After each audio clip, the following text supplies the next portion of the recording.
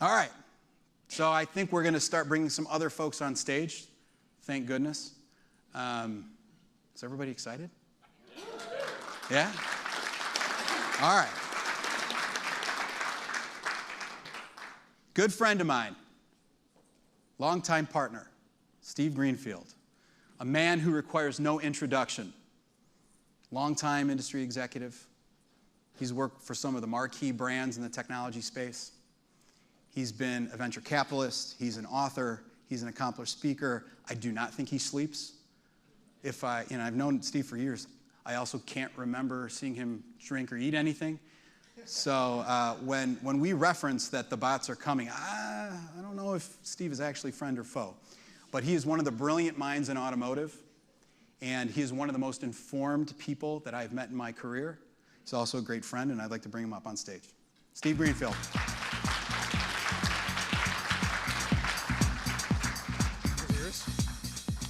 Well, they're yours. I'm going to ask you the questions. No, you're good.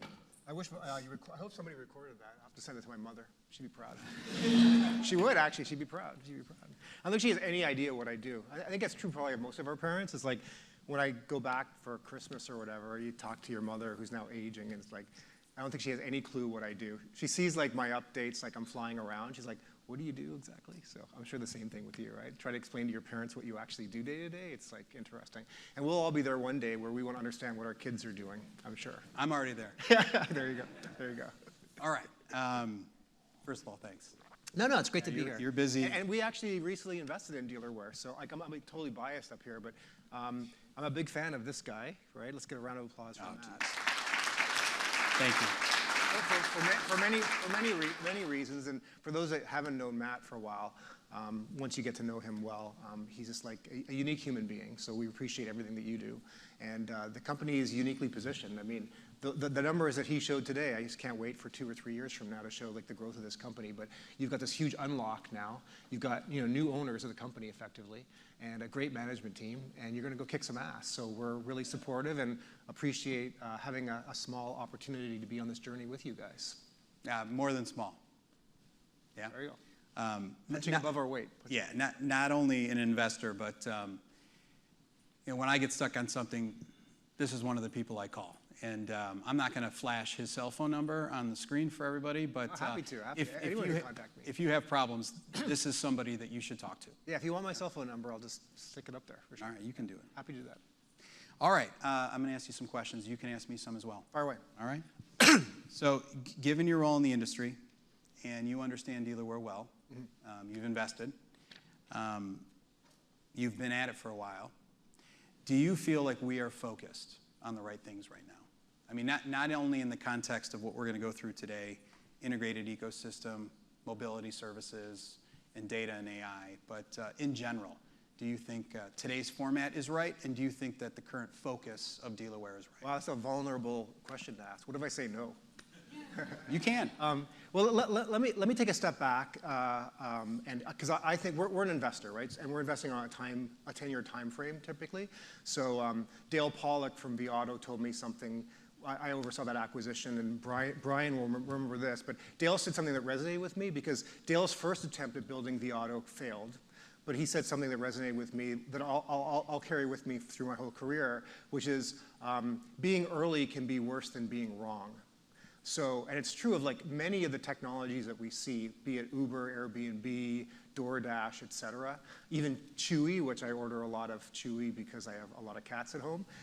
You look at the first iterations of those businesses 10, 15 years ago, and they were exactly the same business models, and they failed because the market wasn't ready, the technology on our phones wasn't ready, et cetera, right? So let's think through, given that, let's abstract ourselves and say we're up on stage in 5 years and we're talking about the dynamics that dealers are facing, which I think should give us a good framework for whether Dealerware, to answer your question, is focused on the right thing. So how many folks in here from an OEM? Okay, so what I'm about to tell you might not be well received, but the pressure the Chinese are putting on your brands globally is just unbelievably scary.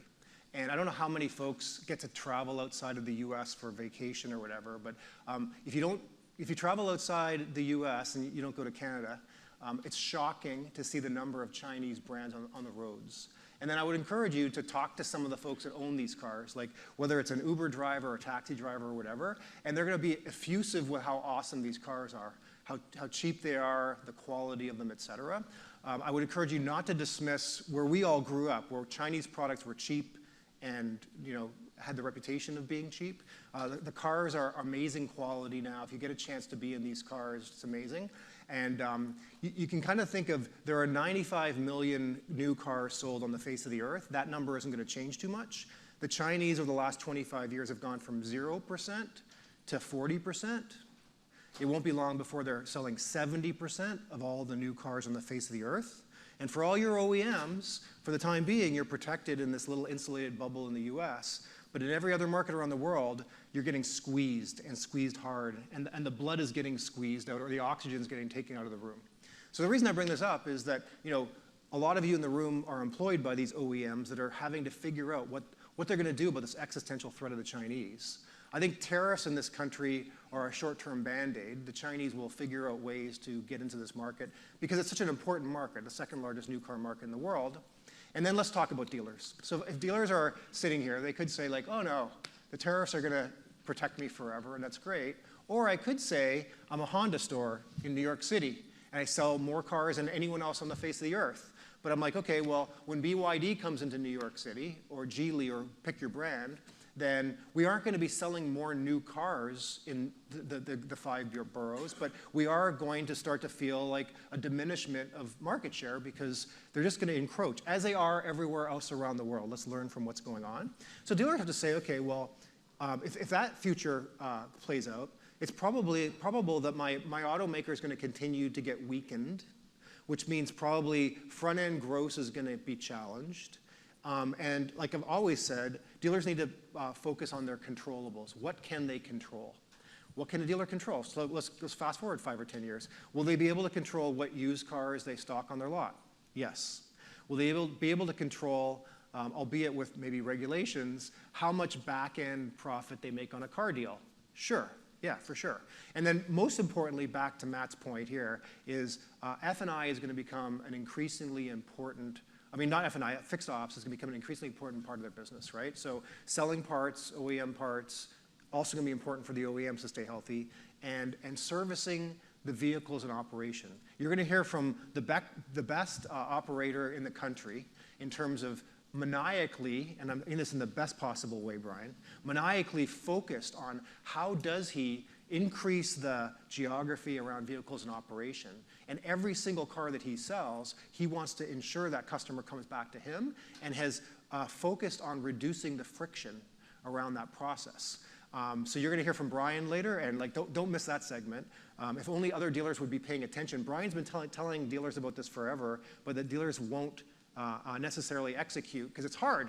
What Brian does is very, very hard. But what Dealerware can do is help dealers with this, right? So if you believe what I just said here with the challenges that dealers are going to face in the world, but the opportunities, they have to be focused on fixed ops. They have to be figuring out how do I capture more of the vehicles in operation in my geography. And Dealerware, from what I see, one of the reasons we invested, I think is uniquely positioned to help the average franchise dealer figure out how to capture more vehicles in operation and drive more profitability from their fixed ops than they have in the past. So it's a long way of saying, hopefully that sort of sets a foundation, and we can dig into any of those areas that you want. But if I'm a dealer, I'm actually bullish on dealers long term. What I'm not bullish on is like the health of the OEMs, and therefore new car operations at a dealership. I think we're in for like some crazy shit that's going to happen in the next 5 or 10 years, which is going to affect everybody who raised their hands here, by the way. But I do think if I'm a dealer, I'm focused on the controllables, and a lot of the levers that I can pull are going to be uniquely enabled by Dealerware. Yeah. That was a lot. That was great. And by the way, I do drink coffee. All right, we saw it. We witnessed it. Out of dealership experiences and the proliferation of technology. Dealers buy a lot of software, certain tools for certain jobs. How did we get to 30 on average? And 30 SaaS products per month. Yeah. How did it get this out of control from your perspective? You've been focused on this for So Matt references decades. a slide I used to produce, which is only sort of directional, talking to a bunch of dealers, that by my calculations, the average dealer spends about 50 grand a month on advertising and about 30 grand a month on SaaS. And there are about 30 products that they purchase. The big ones are DMS, CRM, et cetera. But you've got dealers that sit here and look at that ecosystem. Brian loves that slide of all these vendors, right? We see them at NADA, and it's confusing. So here's the bad news. We are in the process of democratizing software. And the number of dealers that I talk to on a weekly basis who say, oh, I'm building my own software now because I've got the owner who on the weekend has discovered Claude and says, oh, I spun up. Well, laugh if you want, but I mean, this is going to have implications, right? So we are going to see a proliferation. Every dealer who wants to build software is going to build software. And they're going to be asking Dealerware, hey, I understand you guys at the conference said you had open APIs. Can I hit those APIs? And you're going to have to be prepared for this. And every one of you in the room that's a vendor is going to have dealers saying, look, I've got some kid who's building software, and we want to hit your APIs. One of the things that resonates with me, I had this guy come up to me at NADA, an entrepreneur who's about to start his next journey, and he said, this haunts me. He said, the dealer of the future isn't going to log in to any dashboards. And I was like, that's pretty interesting. I think I may want to invest in you, right? I like the fact that in 5 years from now, there will no longer be 7 tabs open on a new car manager's browser. It'll be, there won't be any tabs open because the interface may look something like ChatGPT, and whatever that is, it's going to be smart enough to say, look, I can do the background work. I can go into vAuto. I can go into Dealerware. I can go into your DMS. Let me make it really easy for you as a layman dealer employee that just started to not have to learn how to use the DMS. What task would you like me to help you with? And by the way, I can stay 2 steps ahead of you to anticipate what you actually should be doing and put the guardrails up. So when that new salesperson comes in and starts asking stupid questions, the prompt is going to be there real time on their phone or whatever wearable device they have, right? So I think this is a world where it's going to get worse for dealers because, well, better in some ways because we are going to democratize software, but worse because we're going to see, if you think the vendor ecosystem is busy now, just give it 2 years. There's no barrier to entry to any one of us today having some harebrained idea and launching a product that we then start selling to dealers tomorrow. So that's good or bad. Data will definitely be a defensible moat, right? You have to really focus on what your competencies are going to be. But I think we should be anticipating a world here where maybe like dealers no longer log into tools. And what does that world look like? And what are the implications for partners like Dealerware? So the proliferation of software is a trend. The ease and speed of it all is profound. It has us think. Shocking. It is shocking. And it does have us rethinking how we work and how many different projects we manage at the same time. So that's a trend. But there are others as well. And you and I have been through the cycles, right? We've been through .com, we've been through 08, 09, we've been through some of the boom years in the middle, and then more recently COVID and the post-COVID era. What makes today different, other than the proliferation of software, which is getting wild? Right. Well, you just saw what happened like yesterday or the day before, right, with this new release from Anthropic. And if you haven't seen that, take a look at that. I mean, we should start to be scared here with just how smart these tools are getting and the threat that they're going to have overall. This time does feel distinctively different. I mean, we have far too much money from investors, such as myself, chasing AI deals, right? We've got this bubble that is sure to reset at some point. There's too much money chasing, LLM companies, infrastructure companies, et cetera. But the pros to that is now, whether I'm Anthropic or I'm OpenAI, I effectively have unlimited money to accelerate learning, build bigger LLMs, et cetera. So for the time being, we're in a bubble, but we're going to make such rapid advancements during this bubble that no matter what the reset is, we're making tremendous progress right now that we're all going to benefit from, threat and have a benefit from overall. So I think that acknowledging that there is a bubble, things have changed. I mean, you look at big tech companies right now, they're laying off massive numbers of folks. For those in the audience that have kids that are graduating university, undergrad with computer science degrees, it's just really hard to get a job right now. So what's going to happen as that cohort of folks that thought they were in a bulletproof profession now can't get that entry-level job, because now we're going to put more pressure on the management layer to do these repetitive tasks, whether it was a marketing professional or a finance professional or a consultant. I think we need to be concerned about this. Like, what happens to unemployment in certain segments of the industry or society as well. But I do think it's distinctively different than the technology booms and bust cycles that we've seen in the past. There will be a bubble popping, and there'll be a bit of a reset, but I think Pandora's box has been opened now, and we're going to see just dramatic change over the next 5 or 10 years. I mean, I can't even conceive of the change. When you look at OpenAI, ChatGPT launched 3 years ago. Imagine 3 years from now, these things keep advancing at the pace that they're advancing. I mean, none of us in this room can even speculate what life looks like in 3 years. So there's a spotlight on AI. There's a spotlight on China. There's a spotlight on EV in general. What are some of the important trends that aren't getting covered, that the spotlights haven't found yet, that you're thinking about? Yeah, I mean, so I'm going to come back because it's really important that dealers stay healthy. And if dealers don't stay healthy, we should probably all go find other jobs. I actually am bullish on dealers, not so much around new car margins, but the fact that dealers have a lot of levers that they can pull for the things that they control. What we do know is consumers are still going to own cars, right? While we're seeing some progress with fully autonomous vehicles, I still think there's probably a dealer angle there to service these vehicles at night, whether they need recharging or cleaning or whatever it might be. But I think that it's going to be a long time before we have autonomy starting to squeeze retail ownership of vehicles overall. So if consumers own cars and they need to service the vehicles, and then they're going to be back in market to buy cars overall, it's just a little bit of continuing to do best practices around blocking and tackling, but do that now with technology that's going to enable me to do so. So coming back to sort of your circle, I don't know what are you calling that framework, that circle? Do you have a name for that? We haven't named it. You want to name it right now? I'm not going to name it. Get Ron to name it when he's up here tonight, right? Okay. But I do think that vision of loyalty flywheel. There you go, loyalty flywheel. Not bad. Print that, take that to press.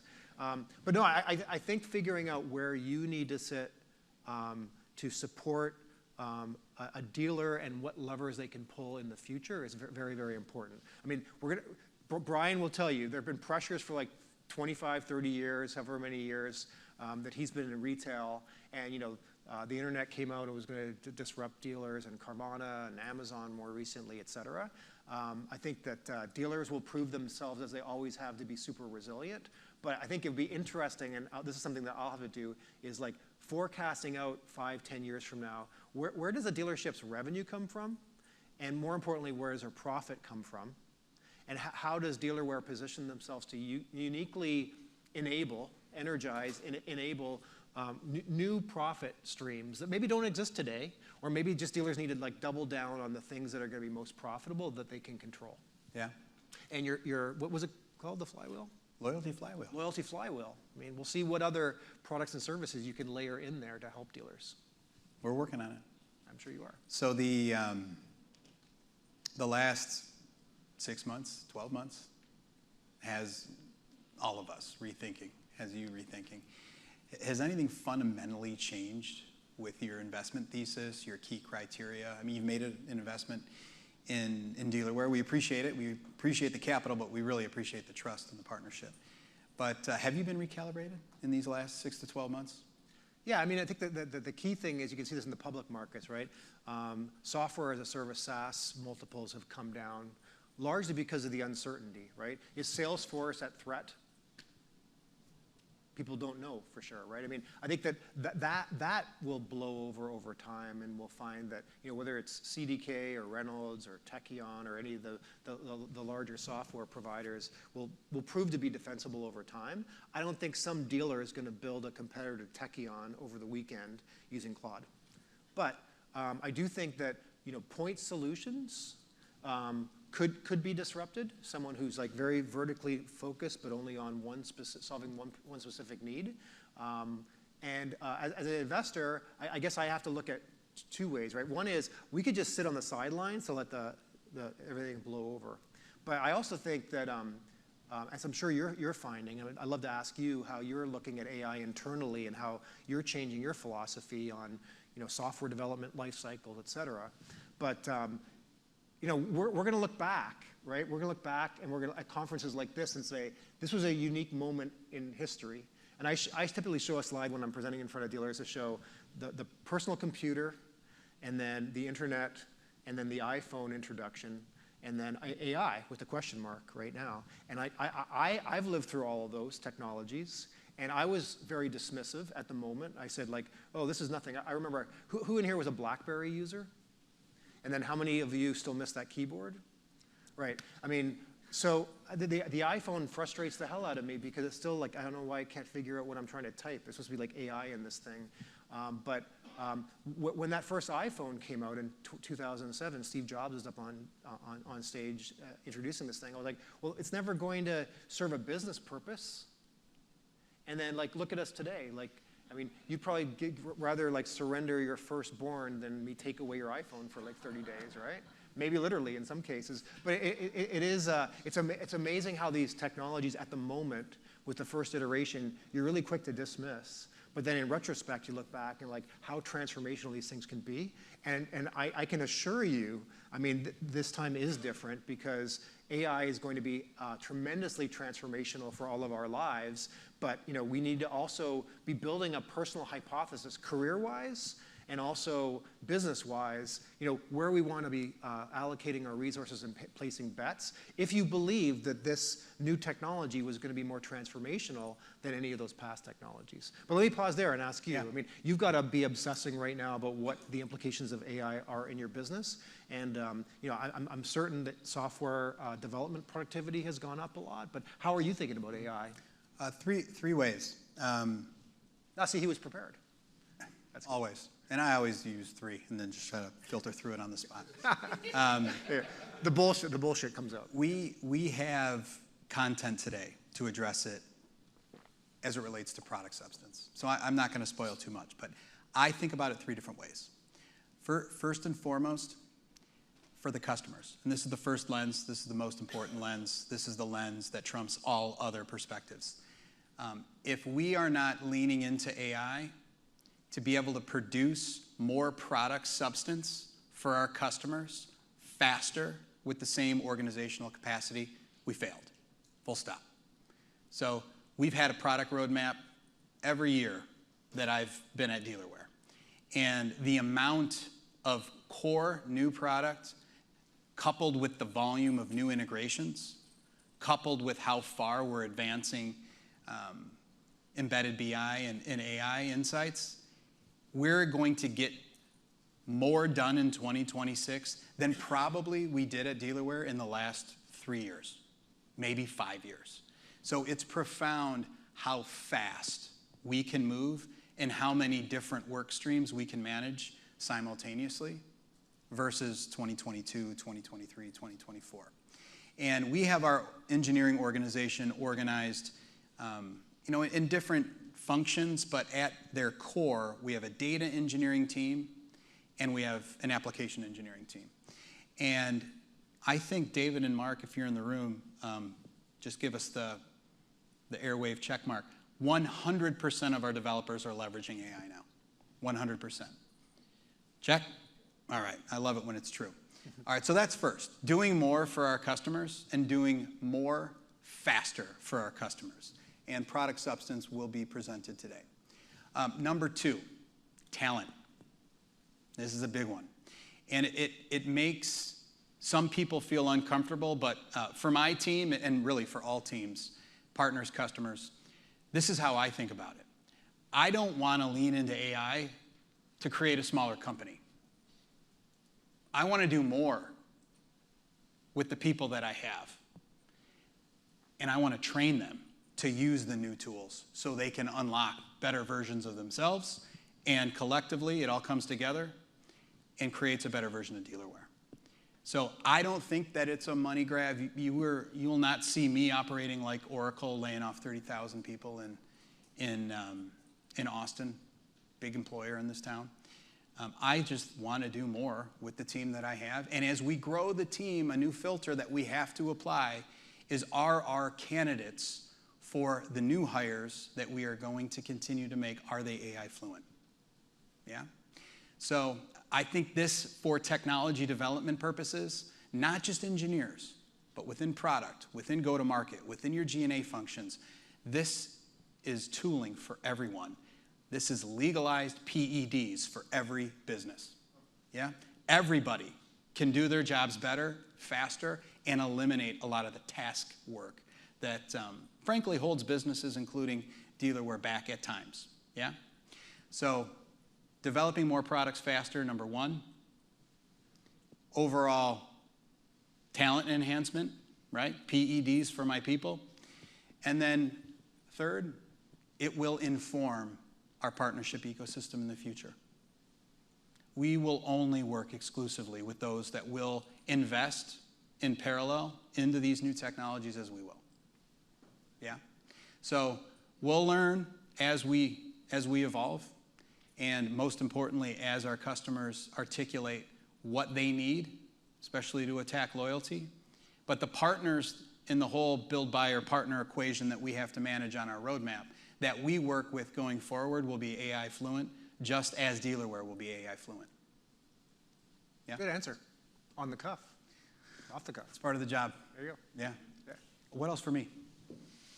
I guess what keeps you up at night is always a good question. And then the flip side of that is, what has you most excited right now? Now that I have to become the interviewer. Yeah. What keeps me up late at night is the things that we can't control. Yeah. I think the end market is tight right now. I think that there's extreme pressure on the consumer. And you mentioned timing, market timing, product market fit timing. Sometimes you can be early. I worry a bit that the average American is getting more distant from vehicle affordability. And we will continue to find our place in the market, and we will continue to deliver solutions that matter to our customers. But I feel like our customers will have outsized pressure on them. Now I'm talking about OEMs and retailers, because there's so much pressure on the American economic household. Yeah? So I worry about that a lot. I think everyone should own a car. I don't think that everybody needs to own 2 or 3. But I think part of the American dream is owning a house, owning a vehicle, owning your future, owning transportation and mobility. And I'll parlay that into what gets me excited. I think we really have built the winning platform to unlock these new models of the future. And if I'm right or partially right about American households going from 3 cars to 2 or 2 cars to 1, I'm very excited about what we can unlock with Dealerware and the winning distribution system, which will be the franchise dealers. So for decades, not only for the duration of my career, but the duration of my life, the American households who largely need 1.2 cars, buy 2 or 3, own 2 or 3. The headwinds in the market on vehicle affordability suggest that that number could condense down. And we, in parallel, maybe we were early, but now I think the market is catching up to us. We have deployed a platform that allows dealers to let you go 1 day, 1 week, 1 month at a time. So you truly can, leveraging a platform like Dealerware, leveraging a distribution network like retail dealers, you can deliver 0.2 of a car. And whether it's, a remote work adult that no longer needs to commute, whether it's kids are home half the year and they're out of college half the year, you don't need to own both cars anymore. You get the second one when you need it. You pick up the phone, you reserve a vehicle, the dealer drops it off.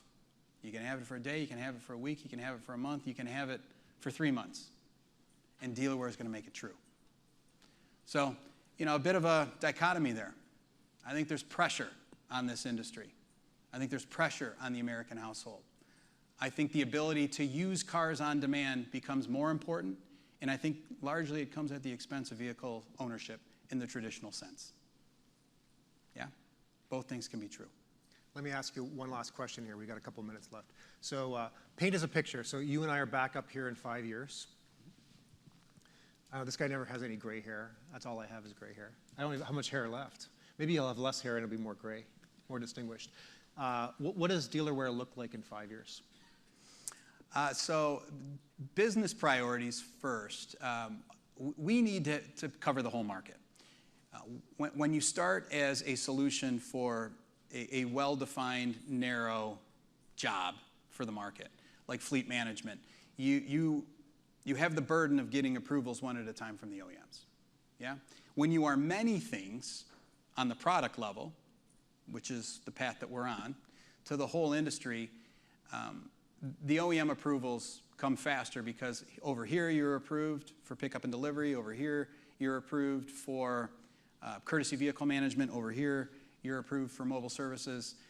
And eventually, for us to unlock the best version of Dealerware, we have to be enough to the whole industry to be accepted for at least a portion of what we do by the full industry at the OEM level. So OEM coverage and OEM approvals are a huge priority. In 3 years, I think we'll be universally approved across the entire landscape. And that is linked directly to our product development. And it's not going to be, we're going to build everything. In many cases, we are going to lean on partners in the room and partners who aren't here today to get to product market fit and get to value for our customers faster. Yeah, but we largely built a fleet management monolith with some add-ons. We're starting to expand that. And as we expand it, we will work with more OEMs, we will work with more dealer groups, and we will generate more value in the industry. And from a brand perspective, those are business priorities. From a brand perspective, I know it's easy to say, it's harder to make so, but I want everyone to view Dealerware a certain way. I want Dealerware to be the loyalty machine that this industry needs. I want Dealerware to be comprised of yes people. When people talk about our team, when people talk about our platform, I don't want there to be hesitation. I don't want there to be skepticism. I don't want people to think that we're distracted by too many things. I think the technology of today, coupled with the human condition today, is such where you can do more things than you used to be able to. It takes a little bit of capital. It takes a lot of talent. And it takes a little bit of stubbornness not to say no. It's easy to say no. I want to be a yes person. I want to be a yes company. I want to work with yes partners. I want to do the things other people are unwilling to do. So from a brand perspective, I want Dealerware to be a yes company, and I do believe that the yeses we say to our customers, they will parlay into yeses for consumers, and that's what will make the whole thing go. Customers want pickup and delivery. Customers want branded rental options. Customers want mobile repair and services. If Dealerware says yes to our partners and our customers, you will all say yes to your partners and your customers. And I'll be proud of that. It's an honor to be on this journey with you, my friend. Thanks, Steve. Steve Greenfield. Thanks. Appreciate you.